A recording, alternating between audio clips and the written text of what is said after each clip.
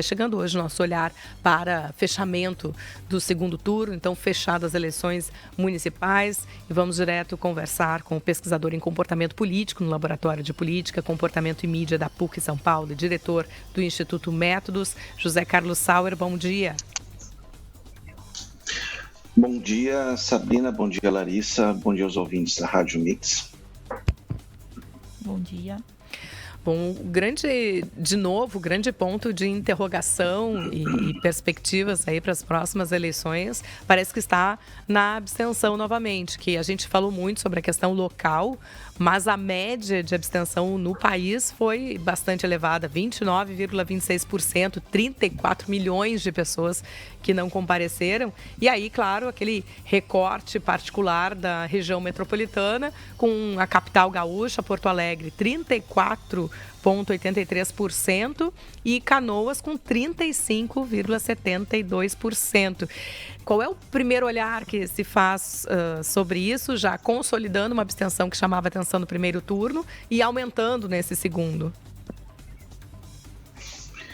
Então, a abstenção que a gente está observando, ela parece ser uma novidade, né? E é um ponto de discussão sempre após primeiro e segundo turno das eleições, mas ela está presente entre nós já há 3 eleições, né? A gente observa esse crescimento absurdo, né, do número de eleitores que deixa de comparecer e dar ao voto, né, ou participar.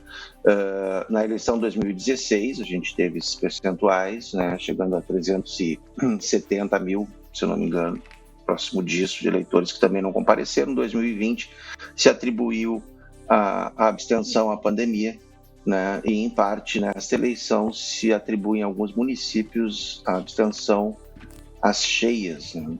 Mas, efetivamente, o que a gente tem observado nessa série histórica é de que ela permanece, né? Ela é um comportamento que o eleitor vem tendo nos últimos 3 pleitos municipais e nacionais, inclusive estaduais também, e, nesse sentido, acho que ela tem que ser observada como uma manifestação e um desinteresse do eleitor, né, na participação, principalmente porque ele não se sente representado pelo modelo que a gente tem de representatividade, não entende que esse sistema democrático atende às suas demandas, em parte, o que o leva a ter desinteresse e efetivamente deixar de participar.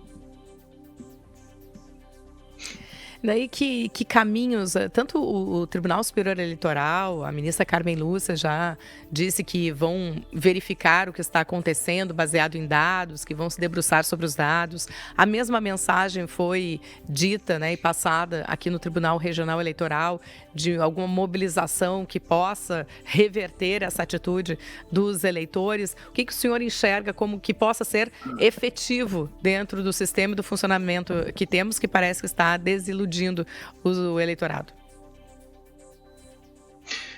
Mas veja, acho que nós aqui, né, que somos eleitores, né, efetivamente, eu particularmente como pesquisador dessa área fico surpreso com as manifestações do tribunal, porque o tribunal, em parte, faz aquilo que tem que ser feito. Ele deixa o eleitor com condições de fazer o voto, ele deixa as instalações para o voto disponível, ele dá as informações, né? Eu acho que a gente tem um fenômeno que envolve efetivamente os políticos e não o Tribunal Eleitoral. Nesse sentido, ele provavelmente não conseguirá contribuir em quase nada no sentido de modificação da intenção do eleitor em participar da eleição. São os políticos, é a política em si, a política que é aquela que é aplicada e realizada pelos governos. Então, o eleitor, e a gente estuda muito esse assunto, o eleitor declara que deixa de ser atendido, ele não entende ser representado por aquele que é eleito. E, em muito, ele resolve a sua vida por conta própria. Portanto, o voto passa a ser algo que ele elimina da perspectiva de modificação social, política e, inclusive, econômica. Ele passa a trabalhar da sua forma, economicamente, resolve a sua vida, socialmente também, ele trabalha para pagar, em parte, a sua saúde, a sua educação e, inclusive, sua segurança. Então, acho que a gente passa por um problema social, não é uma questão técnica e, em parte, para a grande maioria dos políticos, não há o interesse no retorno do eleitor desalentado. Veja, o candidato que está no poder quanto menos eleitores houver para sua manutenção, melhor. Não é interesse de que queremos que todos participem porque a democracia é pujante e merece renovação. Não. Os políticos que estão aí e são favorecidos, inclusive principalmente candidatos que pleiteiam a reeleição, são favorecidos pela abstenção. Por quê? Porque eu tenho menos votos em disputa. Quanto menos votos em disputa eu tiver, mais fácil é para mim manter no poder ou para conquistá-lo em parte. Então, o que a abstenção carrega aí é, em grande parte, a impossibilidade de renovação de figuras políticas, né? Por quê? Porque falta eleitor para conseguir promover essa renovação, né? Pode observar em relação à própria eleição do prefeito Melo em Porto Alegre. Em 2020 ele fez 370 mil votos. Nesta eleição ele fez 406 mil votos. Ele fez só 30 mil votos a mais do que há 4 anos atrás, né? Tu vê que não há uma renovação nesse sentido, não aumenta a votação. Até os dados que a gente vinha chamando a atenção, onde a abstenção supera a votação até da segunda colocada, o que seria então suficiente para mexer, né, se a posição fosse diferente. E a abstenção somada a nulos e brancos aqui em Porto Alegre é superior ao número de votos que tem o primeiro colocado, né, o candidato eleito. Então tem esse olhar de quanto a margem que se tem para mudar e realmente a mobilização dos partidos em desejarem ou não essa mobilização. A outra questão que tem aparecido, e claro que ainda vai ficar sob análise, e o senhor falou aí, a questão de uma renovação. Se a gente está numa entre-safra, digamos assim, de líderes políticos por aqui, e isso tem sido colocado tanto aqui em Porto Alegre, quando se colocou uma candidata com alto índice de rejeição para disputar a prefeitura, assim como aconteceu em São Paulo com o Boulos, que pouca alteração teve em relação à votação anterior, na última campanha, e em relação ao Nunes, que acabou perdendo, e a esquerda estar procurando esses líderes que venham a ocupar e, de fato, se tornar novamente competitivos, digamos assim. Pois então, acho que a gente pensar, está correta a versão e a análise a partir da rejeição, só que eu acho que ela simplifica demais o problema e os desafios que a esquerda brasileira precisa resolver. Então, se eu atribuir exclusivamente a rejeição da Maria do Rosário, do próprio Boulos em São Paulo, a não possibilidade de eleição, eu estaria simplificando demais, porque teoricamente, se eu tivesse um outro candidato mais competitivo, ele teria maior desempenho, né? E não necessariamente é o que a gente viu ao longo dessas eleições no Brasil.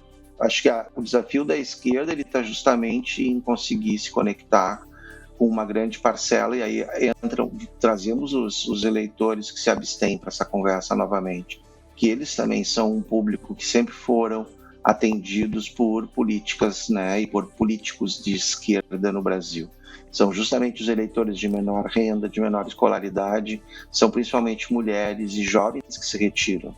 Então, o que acontece? Eu acho que a gente tem que rever politicamente no âmbito da esquerda o quanto é necessário que haja um diálogo mais ao centro, que haja também a renovação dos seus candidatos, né? No sentido, e penso, ouvintes e Sabrina, assim, no sentido de que essa renovação ela traga temas novos, né? Olha o que a gente discutiu em Porto Alegre, olha o que as eleições discutiram, a gente discutiu temas que estão aí há muito tempo. Será que são eles, efetivamente, que são o interesse daqueles que não participam? Parece que não, parece que a gente tem um deslocamento social para outras necessidades, né? Uma realidade do Brasil que passa por mudanças no âmbito do trabalho, no âmbito econômico, né? E que a esquerda ainda não conseguiu encontrar um espaço de diálogo. Acho que somente a renovação de novas figuras políticas não é o suficiente. E também penso que a rejeição, novamente, ela não explica toda a questão, ela simplifica para entendimento. Mas eu deveria aprofundar esse tema. Eu acho que eu vi um pouco da matéria de vocês e a própria candidata aqui de Porto Alegre falando sobre isso, de que é necessário, de que a esquerda, que os partidos façam, sim, uma reflexão e tentem compreender efetivamente neste momento histórico que está acontecendo e o que caminhos a esquerda no Brasil deve tomar para, enfim, né, fazer uma disputa de poder que tenha chances e uma possibilidade de vitória. E então, para fechar também, gostaria só de deixar aberto que o senhor nos traga, José Carlos Sauer, que está conversando conosco, para quem vai chegando à audiência agora, diretor do Instituto Métodos, do que lhe chamou a atenção, particularmente nessa eleição, que o senhor gostaria de pontuar aqui do Rio Grande do Sul, ou mesmo relacionado ao nosso contexto nacional. Eu acho que nacionalmente e também no Rio Grande do Sul, e isso se associa a todo o tema que estamos abordando aqui nessa manhã, é uma grande apatia, né, das eleições diante das suas comunidades, da sua sociedade. A gente não vê mais, né, aquela manifestação individual, tu não vê mais a adesão social às questões políticas.